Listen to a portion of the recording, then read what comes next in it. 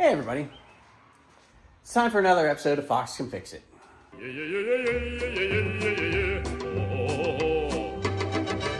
If you've been here before, welcome back. If it's your first time here, welcome.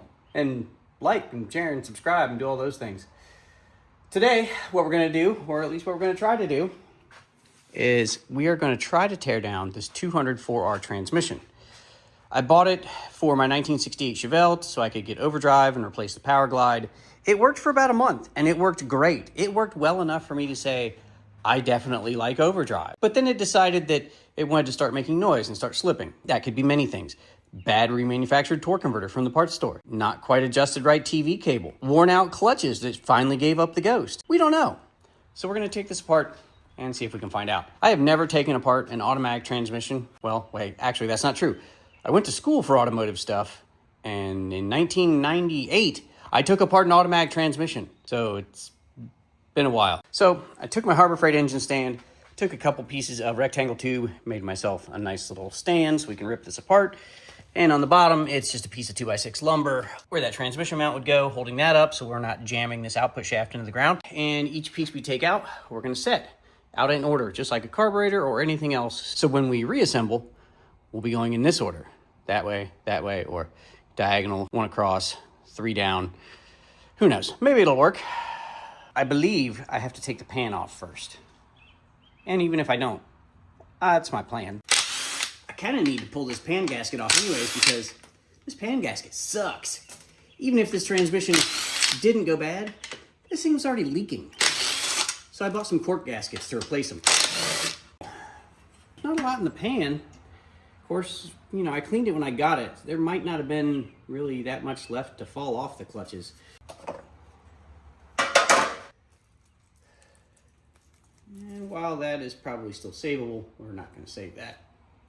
Our torque converter clutch solenoid, torque converter clutch solenoid, whichever I guess. If you're the Swedish chef, it's a torque converter clutch. Because I think this jams into the pump, and I wouldn't be able to take the pump off if we didn't take this off. There we go. This is your torque converter clutch solenoid thingy jobby. Sure, I don't think we need to take that pressure switch off. This is where the power comes in, the ground goes out for that torque converter clutch solenoid. We just unplug that. We'll leave this in place for now, but I am gonna have to pop that out because it too has been leaking.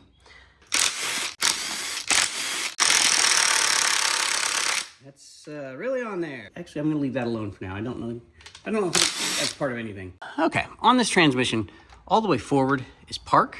And as you can see, as you move that lever arm, this is the clicks you feel in the transmission. Reverse, neutral, drive, 3, 2. That's it. So if this is not connected, you're not gonna feel any clicks. I don't even know if it would stay in gear. But that is connected to a piston inside this valve body, which comes out right here. Don't know exactly how that works. And on the other end of it, it's connected to a rod, and that rod is right here. That goes all the way down, and this goes to your parking pawl.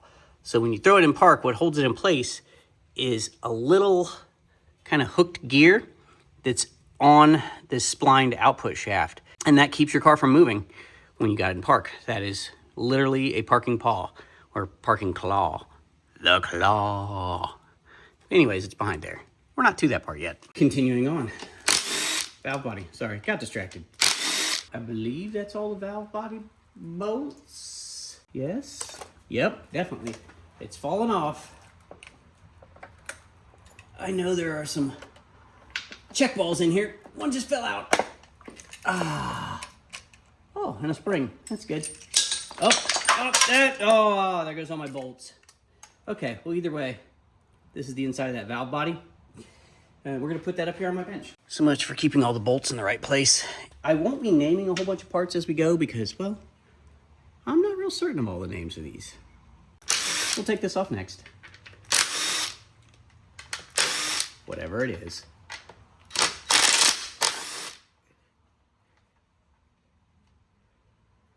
Yep, one more. Ah, that's got a thing on it. Oh, there goes more fluid. Okay. Up, bolt. All right, and that gets us to another gasket. We're gonna try to peel this off in one piece. Oh, check balls. Look, there's 1, 2, 3, 4, 5, 6.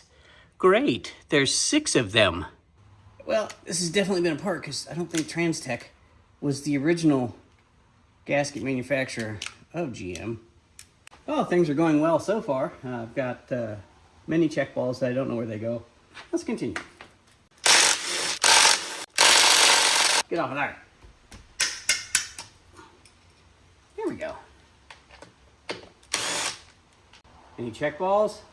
No, some sort of plunger device and a gasket. This is where the throttle valve cable comes in, and this is what you're actually hooking the throttle valve cable onto, and that goes to whatever I took off there. Well, that looks like all the fun outside stuff for now. Let's take the pump off, or out, or up, whatever we're doing. Oh, don't fall, whatever you do, don't fall. Can't afford another camera crew. Wiggle and jiggle, but don't fall. Oh, look at that. It's like a weeble. Hope you took your motion sickness pills. All right, so note to self, get better camera stand.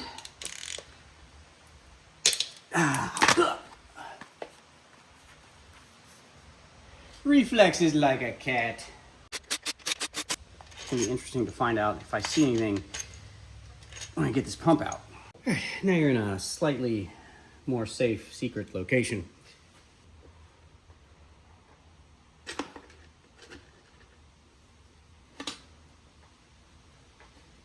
Come on, pump.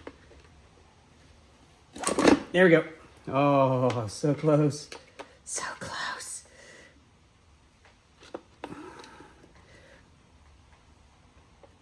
There we go. Oh, okay. To my completely untrained eye, the bottom part of this looks good. Let's pop it apart so it'll be like looking inside an oil pump because, well, it's an oil pump. Trying to loosen round things is not always easy. Okay, we're gonna leave that alone for now. We'll figure that out later. If you're watching this to know how to rebuild a transmission, please don't. All right, so put our bolts back in there. We'll move on. We'll look at that later. Here's the gasket for that pump, which either we tore or was tore. I'm gonna say it was torn. So this is a plastic washer. It's a little, no, that's like clutch material. So usually these will get all melty and ruined if it's been too hot. This is not melty or ruined. I have what looks like a giant metal washer with some tangs to hold it into a certain place to run against the bottom of the pump probably. I don't see anything odd or warped or burnt about that. Well, I mean, it's got clutch material. This seems to be the theme. I'm sensing that maybe the clutches are gone. And this is the input shaft and the stuff that's inside that. And that's held on by a snap ring. I don't know if you can see this, so we'll bring it in closer. See right here is the giant snap ring. If we take that out, we'll be able to lift this off in theory. So get out your best slotted snap ring pliers and get in behind it. And there you go. Get it started. You should be able to pop it out. It's just like any other snap ring. It's just bigger. Work your way around. Try not to hurt it or anything it's supposed to sit in. I don't know if this has a chamfered edge or not, so I'm going to make sure that I keep this side facing up. Oh, clutches. It's a clutch pack. That's what comes in next. Finger time. Get them out of here without hurting anything. I think we got it pretty much. Like I said, use this video as a how not to, not a how to. Smaller screwdriver, better grip. There we go. So this is your first set of clutch packs and steels. We're gonna go, this is still facing up, but as you can see, it's alternating steel clutch pack, which that clutch does not look burned up. Oh, wait, no, yep, it does. See how it's black here? Real darkened color. It should be this color. Okay, well, there's one burned up clutch. Oh, look, that one too. There's 2 burned up clutches. That side's good. But there's only 2 friction plates in that? That's weird. All right, well, whatever. Then this comes out? Yes. Then whatever this is on the input shaft comes out. Might be hard to see, but this seems a little bit worn, almost like maybe there's a washer that's missing. I wonder if there was a washer that deleted itself from heat. I don't know. On the inside of this, that's a planetary gear set and some other washers. We're gonna leave all that in place because I don't want to lose it. So there's, looks like maybe a thrust washer or a spacer to get some end play, and an oiling washer, and a planetary gear set right here, which doesn't feel very planetary right now. There's also clutch packs in here that we're probably gonna have to get to, but not right now. Let's get this entire thing gutted, and then we'll play with the innards. So, if I was a betting man, I would bet that this came out. What do you know? Huh, it does. This is, I don't know what, but that has been hot. That can't be good. Now I see another giant snap ring. It doesn't look like anything's gonna move. There is another washer, and as you can see, it's worn into the copper material. So that's, I don't know if it's been hot, but it's definitely worn and needs replacing. That's not great. And again, we're gonna leave it this way up because I'm not sure if there's a difference. There we go. I'm not sure what this is, but it is loaded with a whole bunch of springs inside here. And I imagine cushion shifting and lifting up. No? Do we have another snap ring? We do! There we go. All right, again, that way is up. This one's a little bit weird because it has like a notch on each end of it. And I don't know why, but there you go. Unexpectedly, I am running out of table space, but we'll continue. Looks like there's a bolt here holding stuff in. You can see this. See that right there? There is a threaded bolt sticking through that looks like that maybe holds stuff in place. And it's a 10 millimeter right on this outside. And I think actually 2 of them. 1, 2. We'll pull those. Either loosening or we broke it. One or the other. Oh, okay. Yeah, these are oiling bolts, or are for oiling. See how you can see through them? Yeah.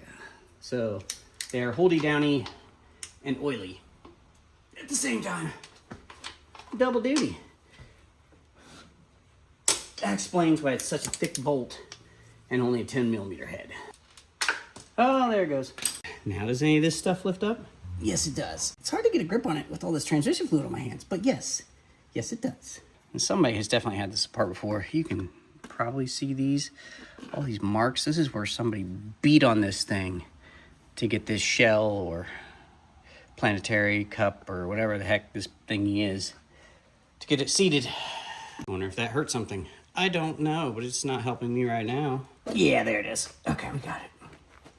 Now if I can get a finger under it without losing a finger so it doesn't fall, that would be good. There we go. All right. I don't know what that is, but there it is. It has several rings on the bottom, like an O-ring, and then some maybe compression rings. I don't know.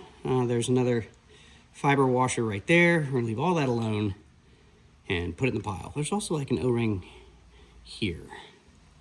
I think maybe now it's time to take this guy off. I don't know, it's very dirty, but it looks like a snap ring. It's a round snap ring, like a steering wheel. Oh, great.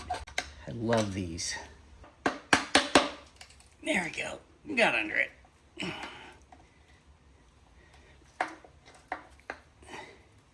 It's just like a round one on a steering column. What a pain. Don't get me wrong, it's gonna hold stuff in place forever, but not fun to get off.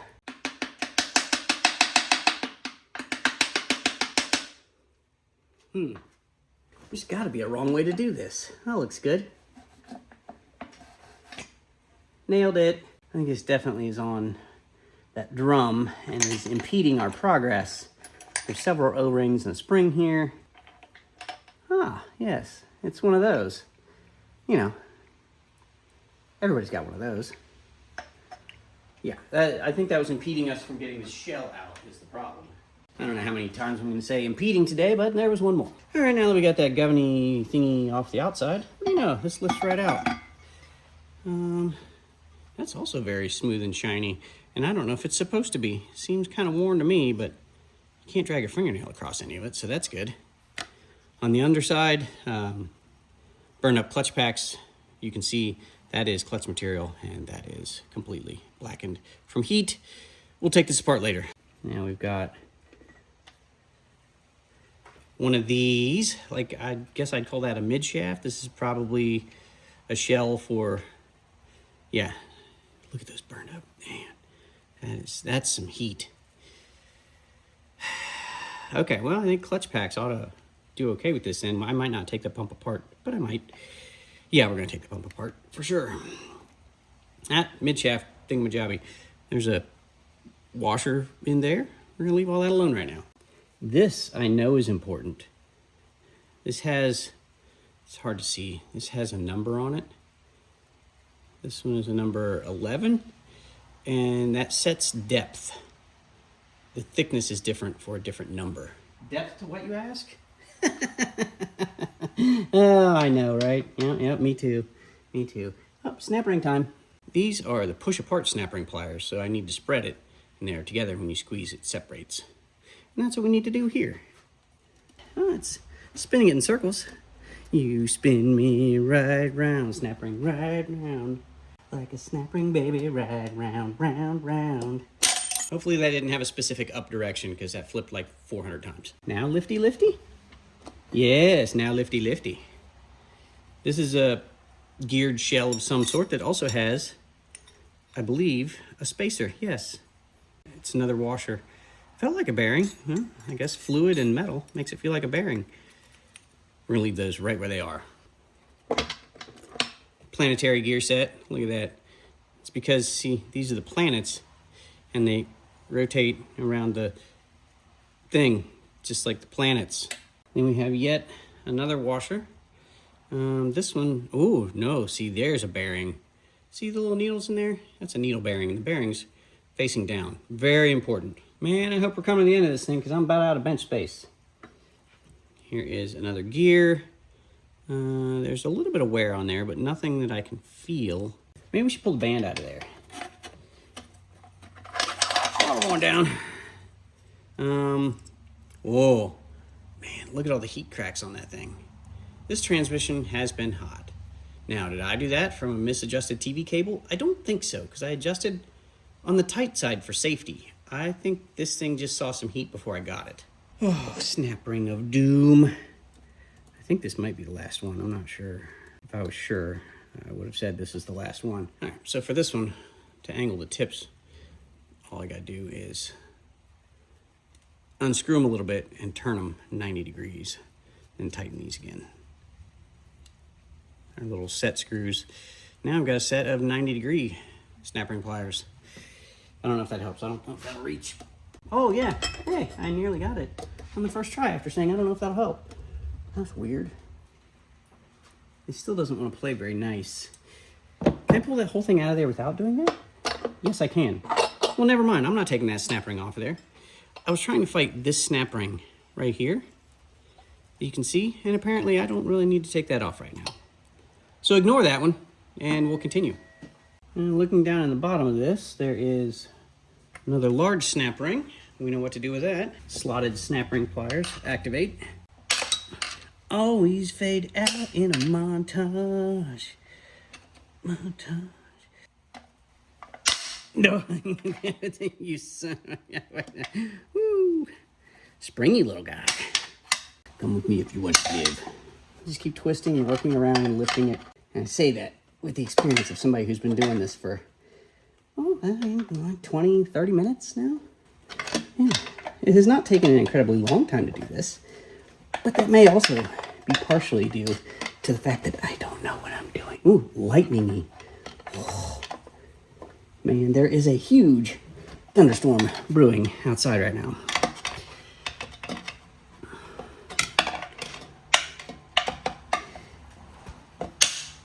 There you go. Come on now. But it's not very close, because how many seconds was that? Exactly. Okay. Well, there's another washer we'll get to in a second, as soon as I can get the snap ring out.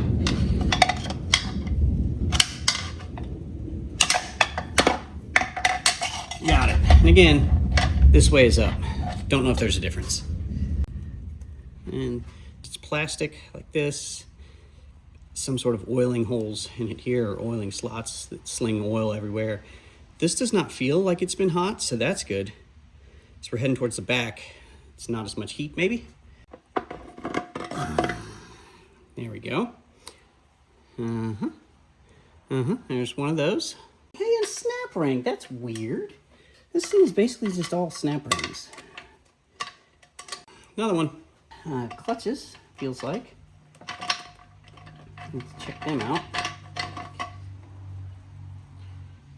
Oh, yeah, pretty hot. I mean, I believe they should be tan, and they're not. Although they feel very frictiony. I don't know. I think there's a steel on the bottom of this first that I just can't get my hand on. Let's get the next one. Times like this, I'm glad I have small paws where I can actually reach in here and grab all this. I don't know how well you can see down in here, but we're elbow deep in this right now. Paper towel grip, activate. Now I gotta do that chant of strength from Galaxy Quest. Rock Taroth. Oh, I think it was something like that. Got it. There it is. See how easy that was? There's more planetary gears.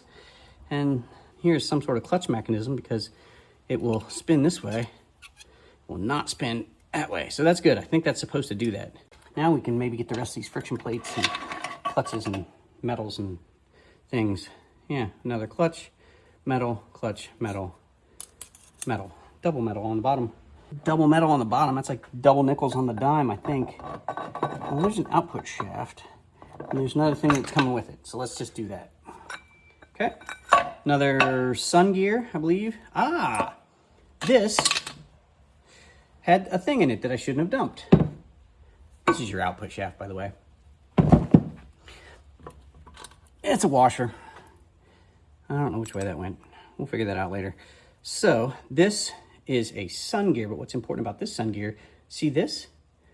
These are what engage your parking paw. So when you put the car in park, it just comes down here and maybe the vehicle rolls just a little bit, but after that it's locked in. That's how the parking paw works. It's just a tooth that goes in between this little gear or slotted ring on the outside of this sun gear. There you go. Parking paw action. Here is governor and governor spring, and I believe you can change the spring tension, and that will change when exactly you shift, and your shift firmness and shift speeds. And it has a little washer here. I'm not sure exactly where all this came from, and it has some nylon gears. This is for your speedometer, or this. One of these is for your speedometer. I think it's this one, actually. This one is for your speedometer. One of these is for your speedometer, is what I'm saying. And this is not the best camera angle ever, but have you seen my channel? This is the speedometer gear on the outside. This is the driven gear. The drive gear is what we just took out with the governor. And the driven gear is what you can change if you have different size tires to correct your speedometer reading, like I need to do anyways. Here it is, the driven gear. Comes out of there, and they make them in different tooth counts. So I am currently reading fast by about 4 or 5 miles an hour at 60, which means I need to add a tooth to this to slow the speedometer down. So what we'll have to do is end up counting the teeth on this and then getting one with just one more. We're going to get one that goes to 11. And that's it. This thing is empty. All right, well, the only thing left on here is our shift fork or shift lever, shift gear, whatever you want to call it, and the rod that goes all the way down to the parking paw, which I don't really think we need to take out. So we're going to leave that there and call it good. All right, well, here's all the transmission parts of a 204R. I still want to take this pump apart. If everything looks fine in the pump, what we'll do is we'll get a basic rebuild kit with some fresh clutches and throw all this back together, and hopefully it works. Although I'd still like to test that torque converter.